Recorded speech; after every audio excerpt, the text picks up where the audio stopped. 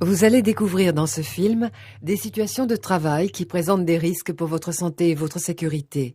Pour chaque situation, nous allons vous indiquer quel comportement vous devez adopter, quelles consignes vous devez respecter pour ne pas vous blesser. Retenez bien tous ces messages, ils vous éviteront bien des désagréments.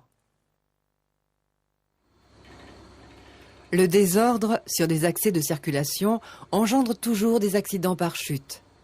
L'ouvrier peut ici se prendre les pieds dans un feuillard, chuter et se fracturer un membre ou marcher sur un matériau et se tordre la cheville.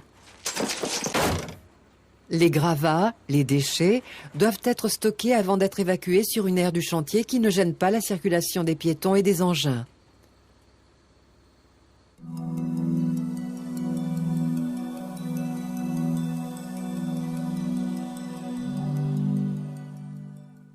Les planches munies de clous présentent un danger de perforation de la plante des pieds.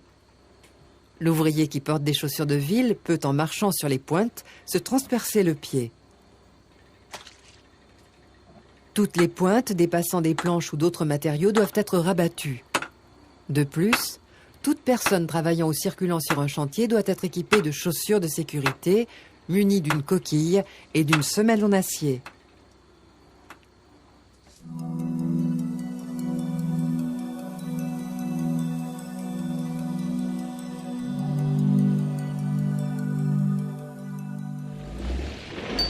Une tranchée non blindée présente toujours des risques d'éboulement. Un véhicule, un engin de chantier qui passe à proximité peuvent provoquer l'effondrement de la tranchée et ensevelir un ouvrier. Celui-ci peut rapidement mourir étouffé. Les tranchées, lorsqu'elles sont profondes, doivent être blindées. Elles doivent dépasser du sol afin de retenir des matériaux lourds tels que des tuyaux en fonte ou en béton.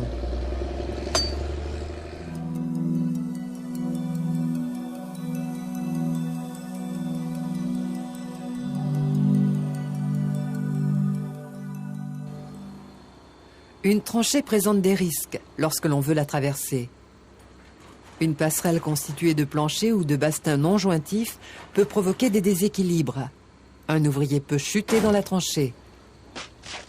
Les passerelles de tranchée doivent comporter un plancher plat, uniforme et des barrières de protection sur les deux côtés.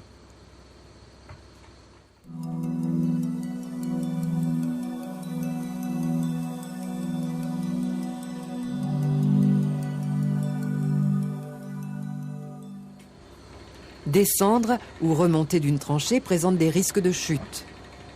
Dans le cas présent, l'ouvrier peut chuter et aller s'empaler sur un outil au fond de la tranchée.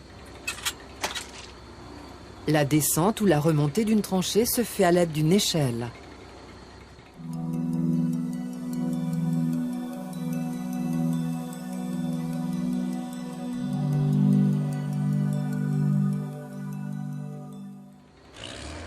Le conducteur d'un engin de chantier n'a pas une visibilité totale autour de son engin.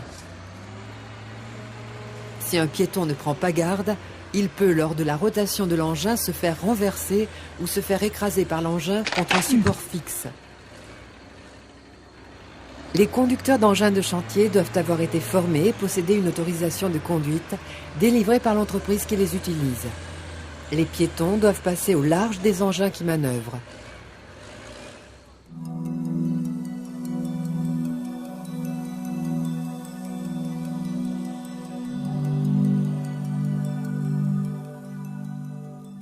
Un véhicule ou un engin de chantier qui manœuvre représente toujours des risques d'écrasement pour les piétons qui circulent sur le chantier.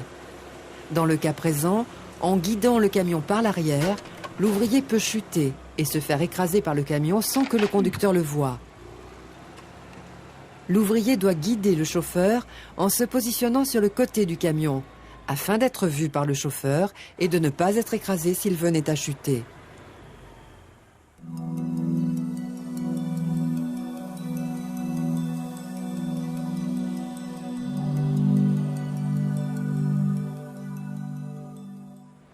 Les engins de chantier possèdent rarement un siège passager. En se faisant transporter, un ouvrier peut chuter de l'engin et être écrasé. Il est absolument interdit de se faire transporter par un engin de chantier ou de manutention.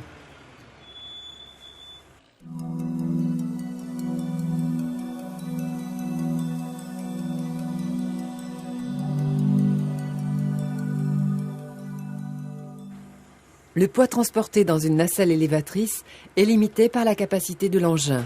Elles sont conçues pour élever 1 ou 2 opérateurs.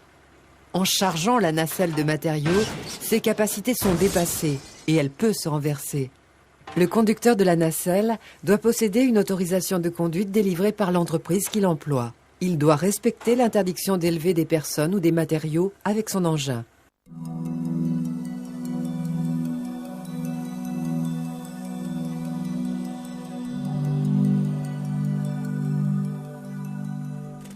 Le transport de matériaux à la grue présente des risques de chute.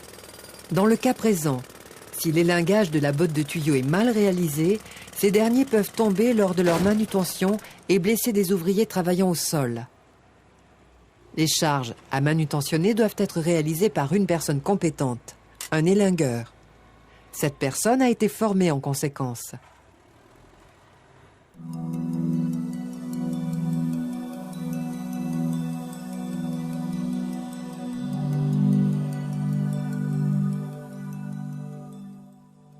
Comme nous l'avons vu dans le cas précédent, le transport de matériaux à la grue présente des risques de chute. Ici, les agglomérés peuvent tomber au cours du transport et blesser des piétons. L'ouvrier élingueur doit recouvrir les agglomérés d'un filet de protection qui empêche ceux-ci de tomber.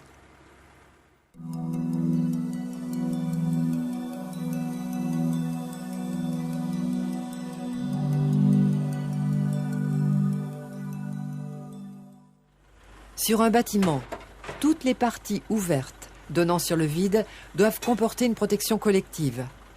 Si ce n'est pas le cas, un ouvrier peut, par inattention, par un faux mouvement, chuter dans le vide. Les protections collectives doivent être installées. Leur rôle est d'éviter la chute de hauteur d'un ouvrier.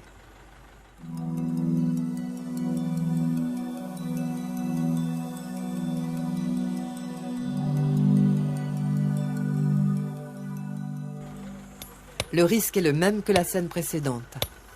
L'ouverture en façade n'étant pas protégée, l'ouvrier peut chuter.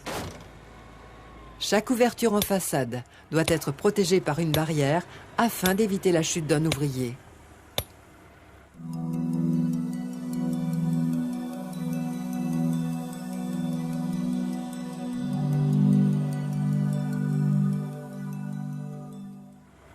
Les escaliers sont des voies de circulation très empruntées, avec des risques de chute très importants.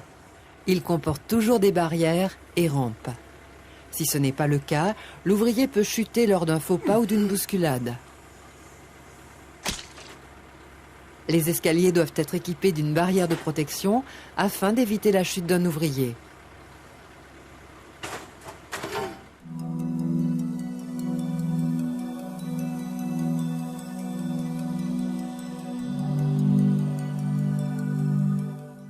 Les ouvertures dans les planchers présentent des risques de chute de hauteur.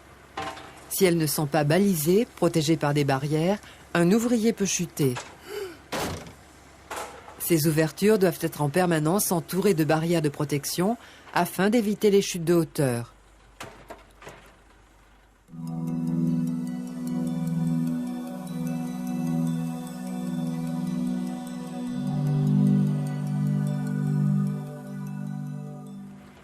Les échafaudages sont des appareils qui, lorsqu'ils sont conformes, permettent de travailler en hauteur en toute sécurité. Si l'échafaudage n'est pas conforme, barrière de protection absente par exemple, l'ouvrier qui travaille sur l'échafaudage peut chuter.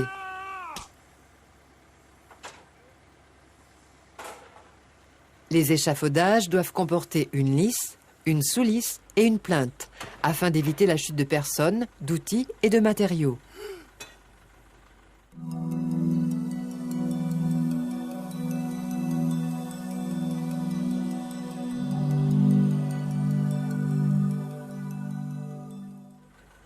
Lorsque l'on déplace un échafaudage roulant, son équilibre est instable.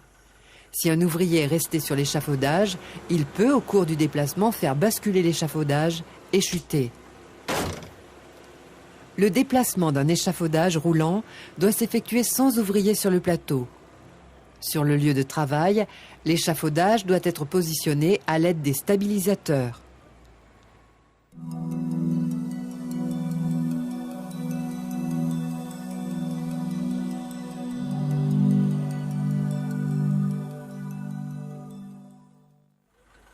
Les échelles sont des appareils qui permettent l'accès à des postes de travail en hauteur. L'opérateur peut chuter si un barreau défectueux se casse, ou bien l'échelle peut glisser du bas si les patins antidérapants sont détériorés ou inexistants.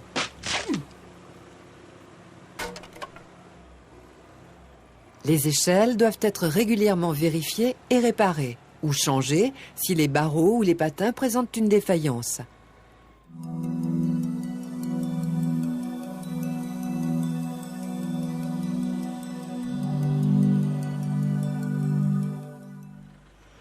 Les engins de manutention ne sont pas prévus pour élever des personnes en hauteur.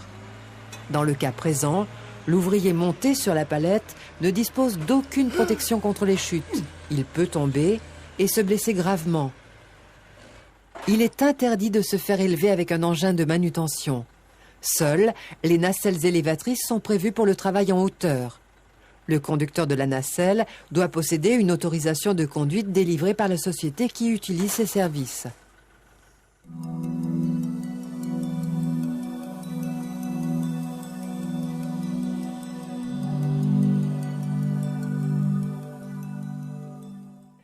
Des engins qui roulent sur un fil, une rallonge électrique, les détériorent et peuvent mettre à nu les conducteurs.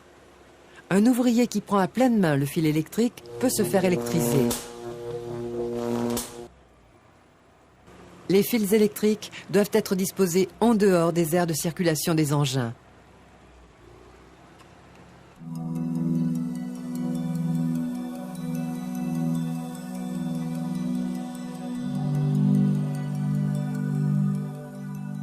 L'intérieur des armoires électriques de chantier comporte des conducteurs mis sous tension. Si l'armoire reste ouverte, un ouvrier qui transporte un matériau conductible, un tube d'acier par exemple, peut, par inadvertance, entrer en contact avec les conducteurs internes de l'armoire et être électrisé.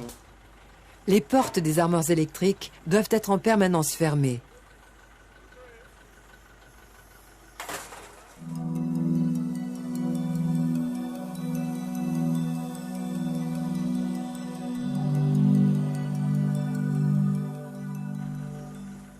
Lorsqu'une ligne électrique aérienne est présente sur un chantier, un engin peut toujours entrer en contact avec elle. Un ouvrier au sol qui toucherait le châssis de l'engin pourrait être électrisé.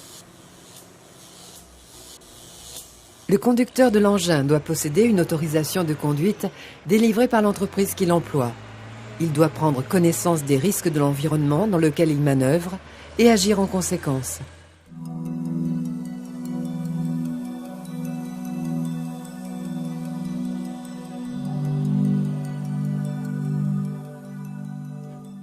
Sur un chantier de bâtiment, il peut se produire des chutes de matériaux, d'outils. Même s'ils ne sont pas très lourds, ces objets en tombant peuvent acquérir une force importante et provoquer de graves lésions à la tête. Le port du casque est obligatoire pour toute personne qui travaille ou circule sur un chantier de bâtiment.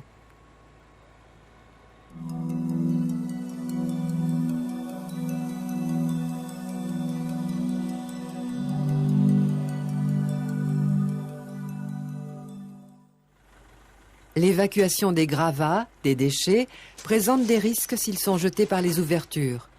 Des ouvriers circulant au sol peuvent les prendre sur la tête, sur le corps. L'évacuation des gravats doit se faire à l'aide d'une goulotte se déversant dans une benne ou par les voies de circulation interne du bâtiment.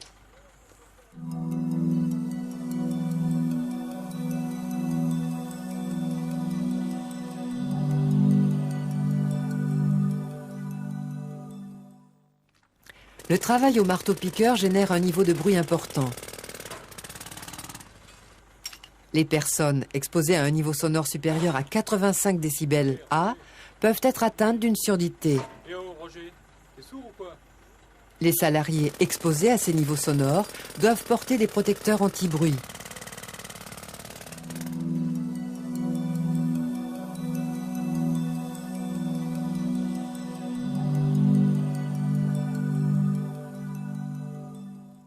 Le tronçonnage de matériaux peut générer une quantité de poussière importante. Si l'ouvrier ne protège pas ses voies respiratoires, il inhale de la poussière et peut être victime de troubles respiratoires importants. L'ouvrier doit se protéger à l'aide d'un masque respiratoire approprié.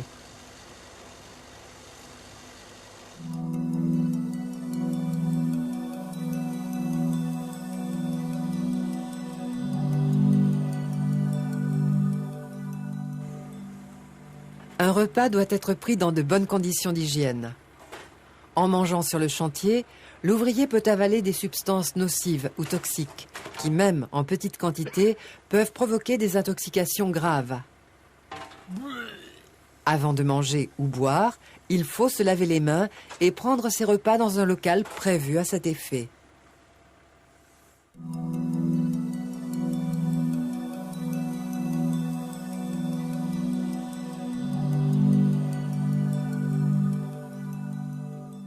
Des soins pratiqués sur le lieu de travail ne présentent pas toutes les conditions d'une bonne asepsie. La plaie mal nettoyée et mal protégée peut s'infecter, s'enflammer.